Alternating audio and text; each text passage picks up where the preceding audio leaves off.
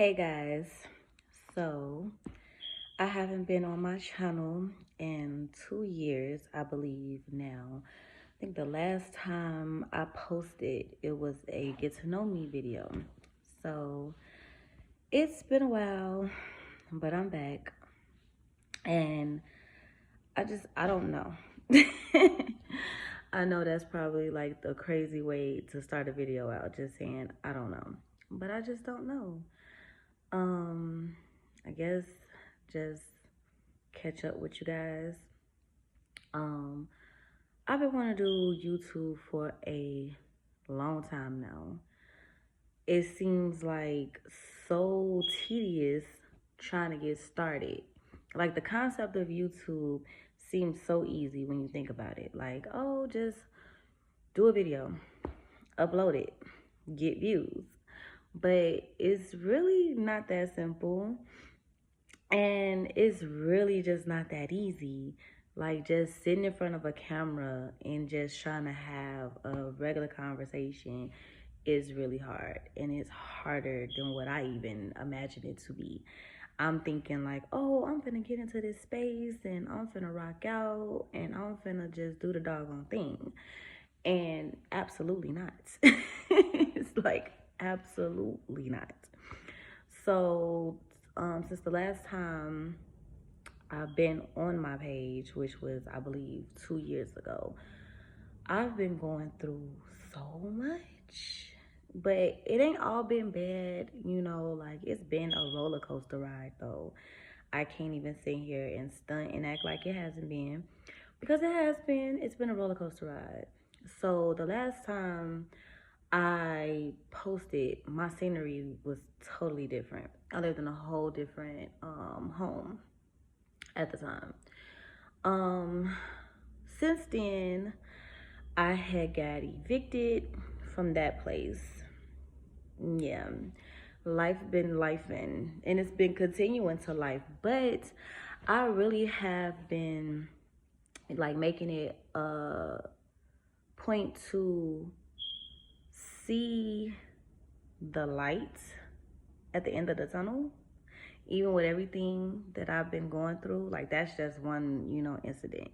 I got evicted. I had to quickly find a place, which is where I'm at now.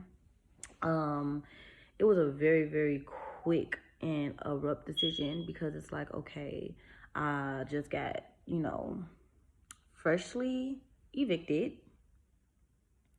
I never been evicted before. So it's like I don't even know what this process looks like, how quickly it goes on your credit. None of these things, right?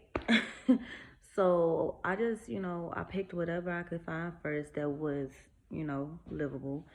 And over the course of me living here, I have not been completely satisfied. But I'm grateful. But I am grateful. But I'm human, But I'm grateful, and I really just try to stay grateful in all of my, transitions that I'm going through and have went through in my life. And I honestly believe just me, showing a level of gratitude is what's keeping me going and what's keeping me afloat. Um, I just got fired Monday from my job. I have been doing warehouse work for the past almost 4 years, really almost 4 years.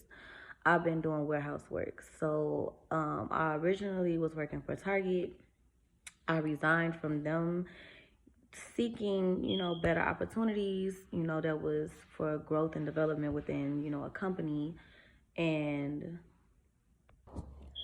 so I was seeking growth and development in a company. I felt like when I was at Target, I was just stuck in the same spot, since I started working there. And when I, decided to resign, it was going on 3 years that I worked there. And I was just still in the same spot, still in the same position. No advancement, no growth. And I just didn't feel like my efforts were being acknowledged or appreciated. So, you do what you typically do in situations when you feel like you're not being acknowledged or appreciated. You know, seek other options. And that's what I did. And I came across my last job, which was another warehouse position, primarily doing the same thing I did at Target. And I got fired Monday.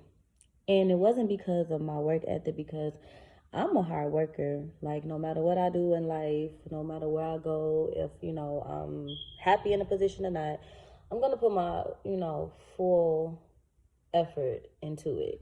And I'm going to, do my due diligence. And that's what I did. I pointed out in their point system with the attendance.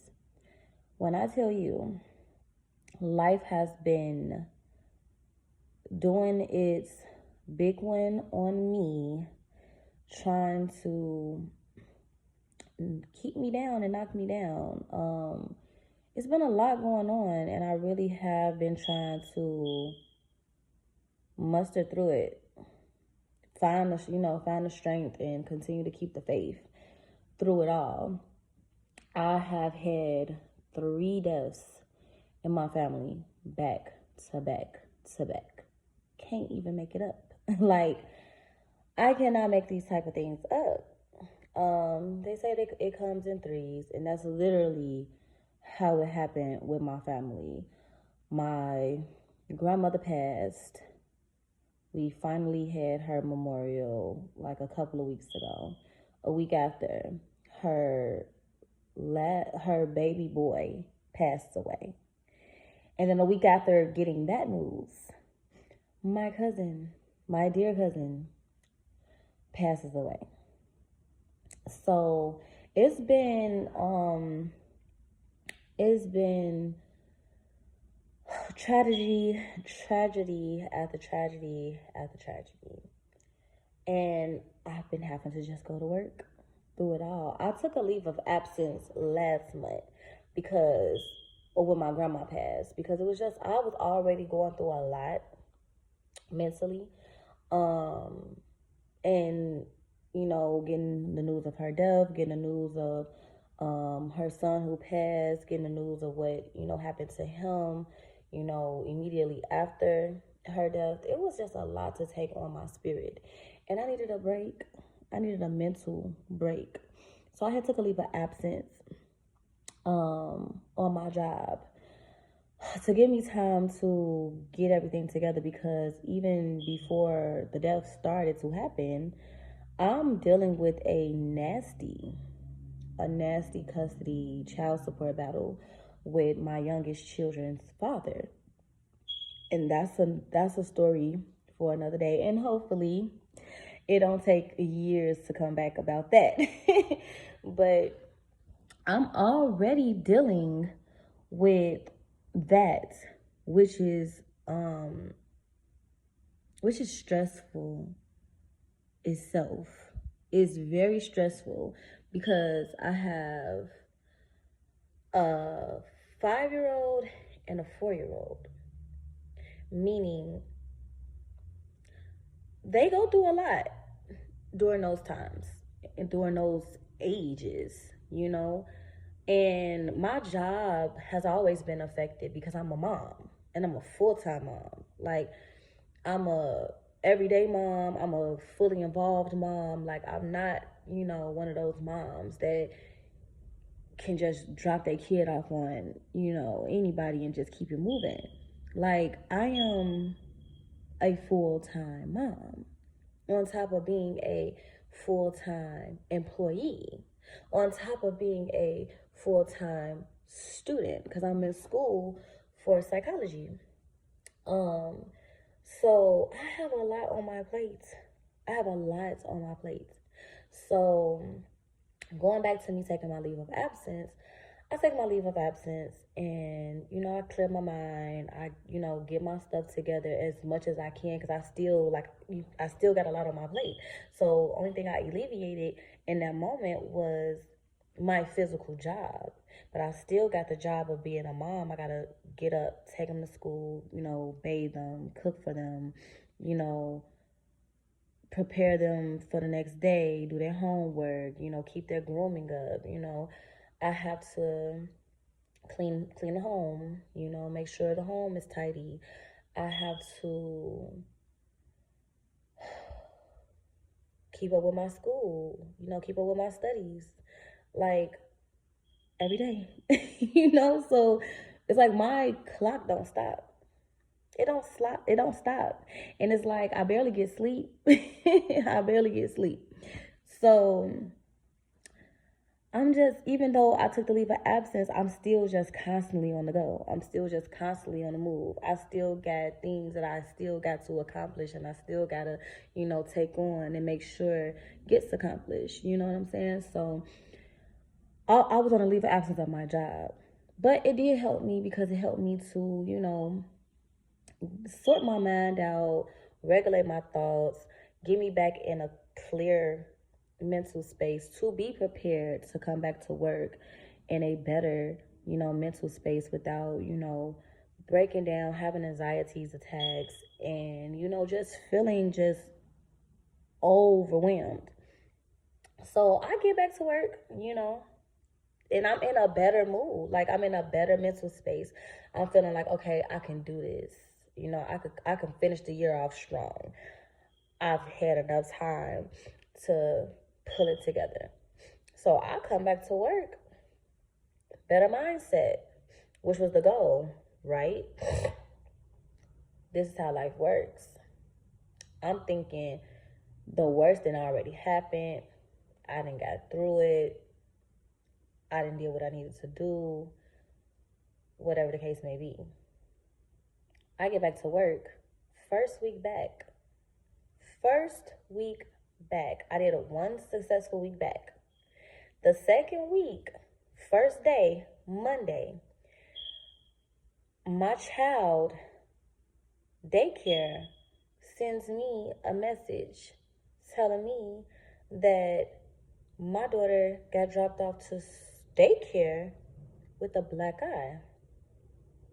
So as any parent, any loving, any involved, any, hands-on parent that gets a message from their caregiver of any type saying something like that about their child, you're going to go, like, you're mentally gonna go insane, because it's like, what?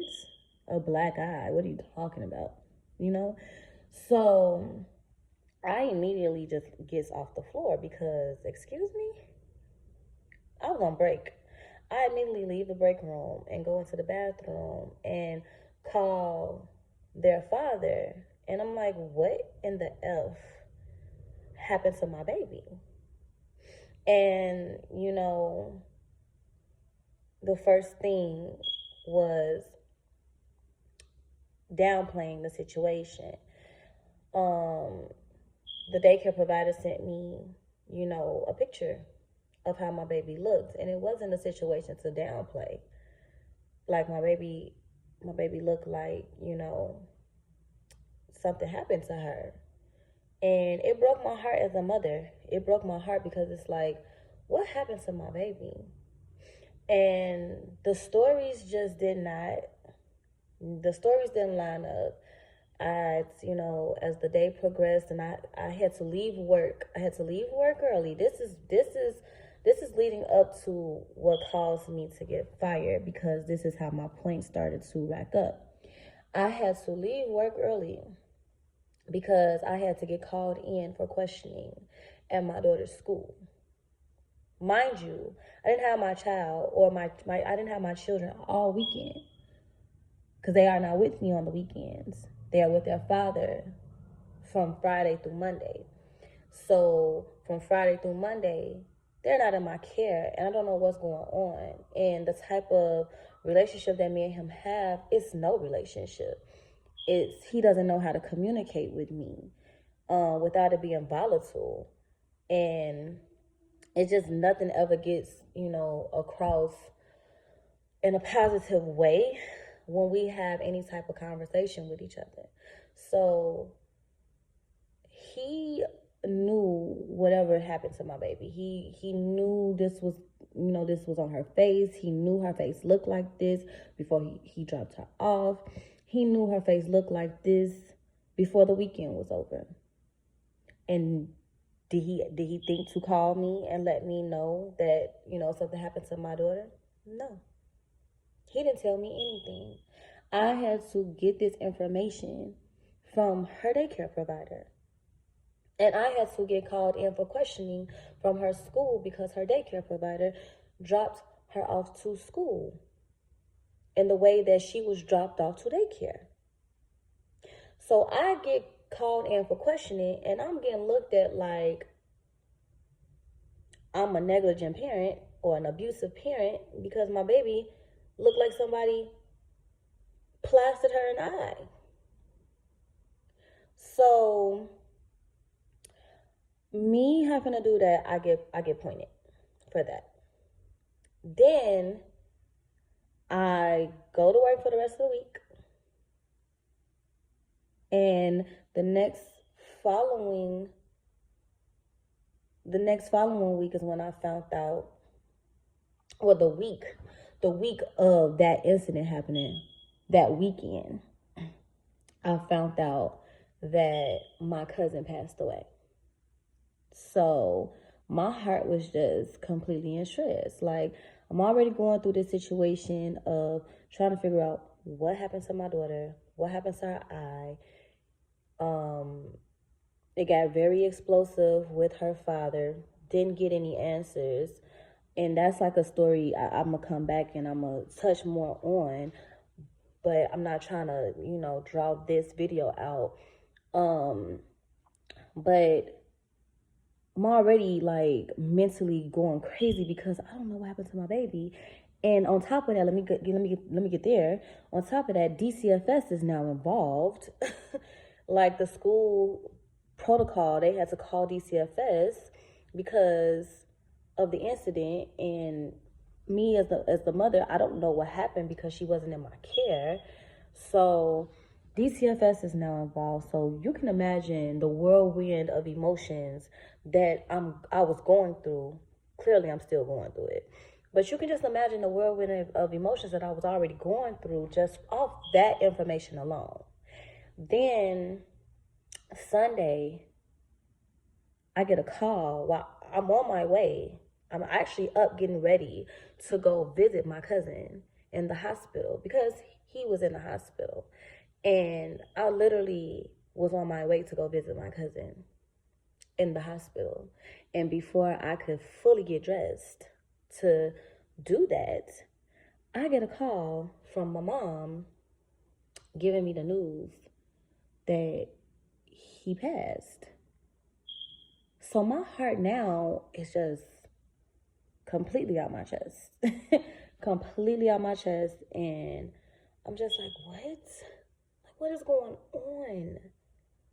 So I'm like really just proud of myself that I could even sit here and I could talk about it, and I could even have a smile on my face, and I can even go through, what I'm going through and not be like uber depressed.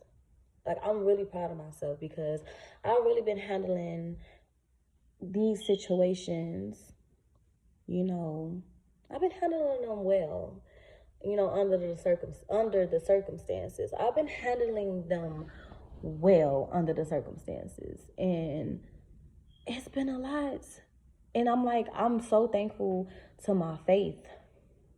I'm so thankful to my faith and my God, because he's been keeping me. Because when I got the news that I got fired, because I got fired at work. I got fired at work, so I did my sweat equity and they got me in there busting my butt. And then they pulled me off the line to let me know that was, that I was getting walked out and that was my last day. And it was a blow to the chest. I'm not going to sit here and act like, oh, no, it was a blow to my chest. I'm like, dang. Like, what more can I take? Like, what more can I take? Like, I just went through 3 deaths. I just went through 3 deaths within 3 to 4 weeks. Literally. I just got my baby back bruised up and don't have a clue to what happened to her.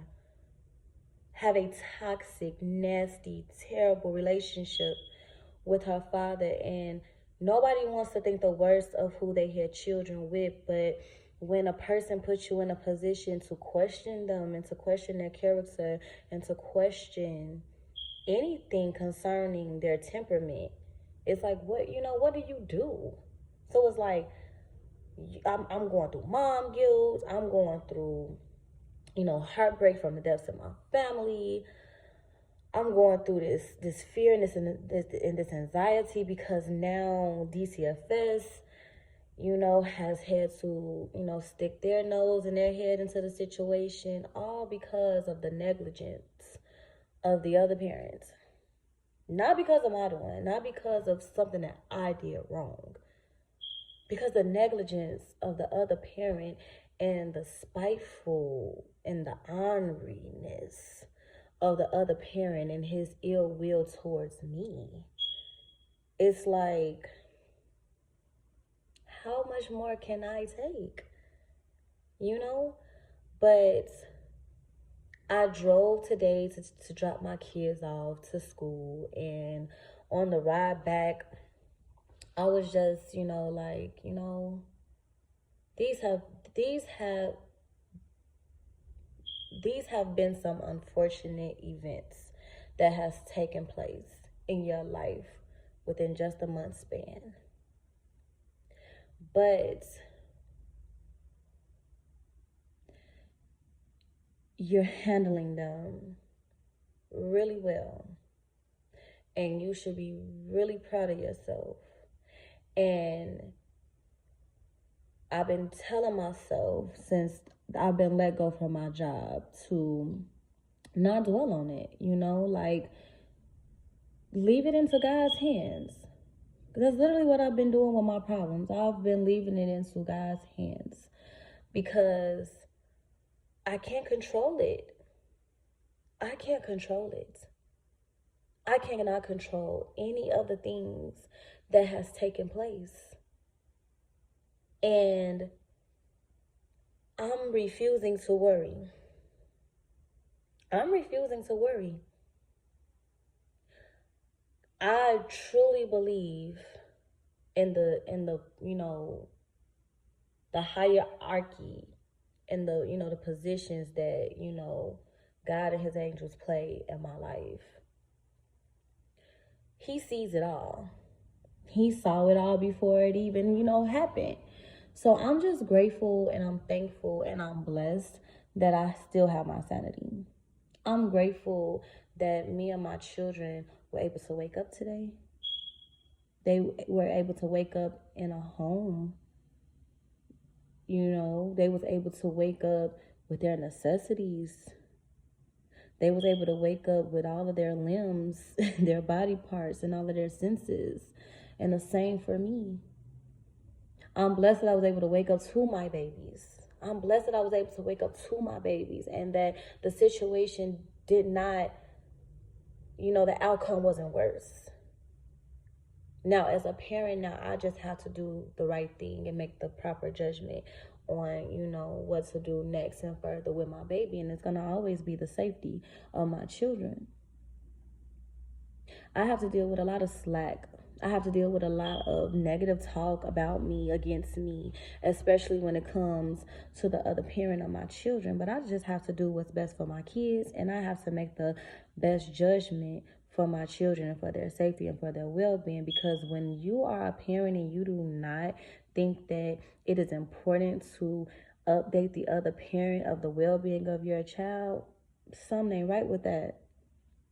Something ain't right with that, because I don't have a good relationship with him, but I keep him updated on everything, especially when it comes to their health, especially when it comes to their well-being. Anytime they got to go to the hospital for anything, no matter what temperament I have with that man, I make sure he's informed.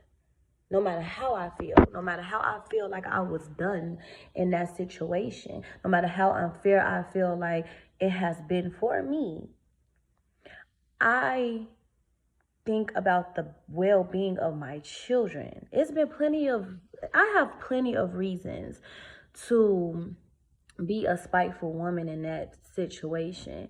And I just choose not to because it does nothing for them. They still have to have a relationship with their father, and I end up having the kids by the person. So to feel like things are being done unfairly to my kids based off of how somebody else feel about me, and I've been doing everything in my power to be the bigger person and to be a mature person and to continue to have love in my heart and not operate on that type of level, I don't feel like it's fair that I have to deal with that type of communication or outcome with the other parent when I know for a fact I didn't deserve it and I don't deserve it. I've done nothing to deserve the things that has been casted out onto me from that person. But yeah, I'm just in a space of controlling what I can control and letting go of the things that I can't. I can't control any of this. I can't control any of this. So I'm not going to sit around and I'm not going to be in a somber state. I'm not going to sit around and I'm not going to mope. I'm not going to sit around and I'm not going to be depressed.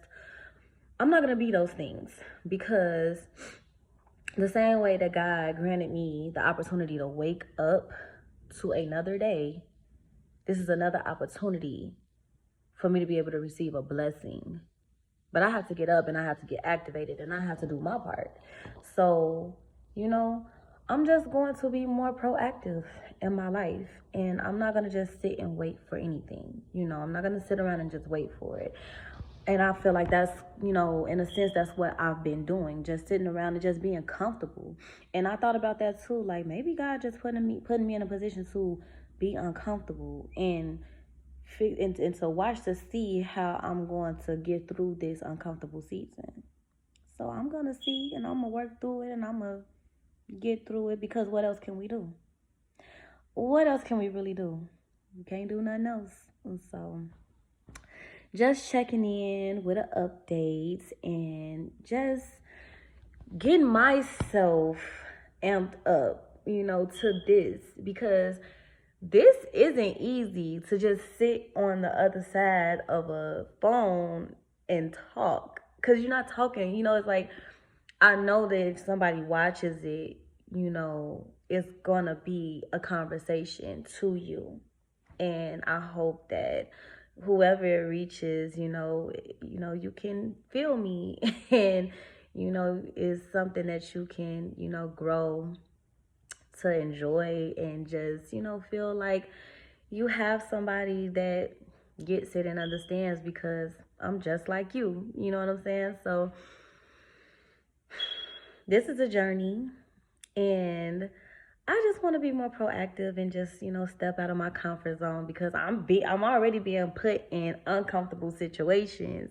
So I might as well just keep at it, and just find more positive ways of handling it and attacking it and getting through it, because sitting around and just moping about it, it's not going to change the trajectory of the situation at all. Like, I'm still fired.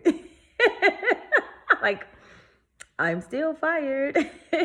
I still got to go through the whole, like, looking for another job process. So sitting around and crying about it is gonna do what? Nothing. So I might as well just take this time and do the things that I've been wanting to do. I've been wanting to just get on YouTube. I've been wanting to just put a video out, So it's like, girl, you ain't doing nothing else. Talk. Like, you talking to yourself, might as well turn on the camera. You know what I'm saying? So that's what I'm doing today. And, every day that I, get the strength to do it, I'm going to just show up because it's like, that's what I have to do. I have 3 kids and I have 2 kids that live with me that I primarily take care of. So it's like, I got to show up. And then on top of that, 2 of their birthdays is literally in 2 and 3 weeks. So it's like, girl, you got work to do. You got work to do because you just got fired. So, yeah, this won't be the last that you guys will see of me. And I'm hoping, and I got to keep myself accountable. I'm hoping that, you know, I'll be more consistent with this because why not? Like, why not just do the things that we want to do? Because life is unpredictable. Life is so unpredictable. You think you got it in the bag, and then the bag just rips. So, I'm just being an example. Just go off on a limb, like just go off on a limb and just do it. So, until next time.